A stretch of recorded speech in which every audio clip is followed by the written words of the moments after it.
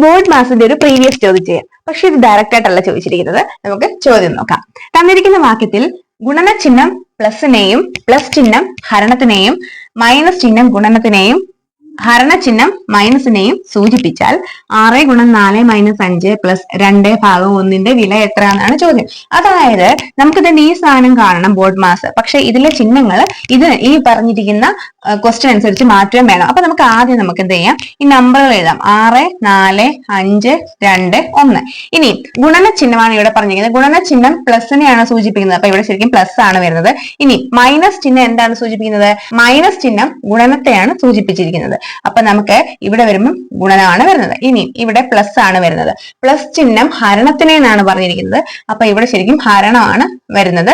ഇനി ഹരണം ചിഹ്നം മൈനസിനെയാണ് സൂചിപ്പിക്കുന്നത്. അപ്പൊ ഇവിടുത്തെ ഹരണം ഇവിടെ വന്നപ്പോൾ മൈനസ് ആയി. അപ്പൊ നമ്മൾ ശരിക്കും ബോർഡ് മാസ് വെച്ച് കണ്ടുപിടിക്കേണ്ടത് ഇതാണ് നമ്മുടെ ചോദ്യം. ഇനി നമ്മൾ ചെയ്തേ, ഇവിടെ വന്നിരിക്കുന്നതിൽ ബോർഡ് മാസ് BODMAS, അതിൽ ഡിവിഷൻ ആണ് ആദ്യം. അപ്പൊ നമുക്കറിയാം ഇവിടെ എന്ന് പറഞ്ഞാൽ 5/2 എന്ന് പറഞ്ഞാൽ 2.5 ആണല്ലോ, 2.5 ആണ്.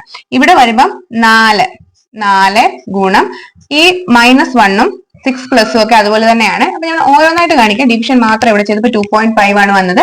ഇനി ബാക്കിയുള്ളതിൽ D കഴിഞ്ഞ് MAS, M എന്ന് പറഞ്ഞാൽ മൾട്ടിപ്ലിക്കേഷൻ. 4 ഗുണം 2.5 എത്രയാണ്?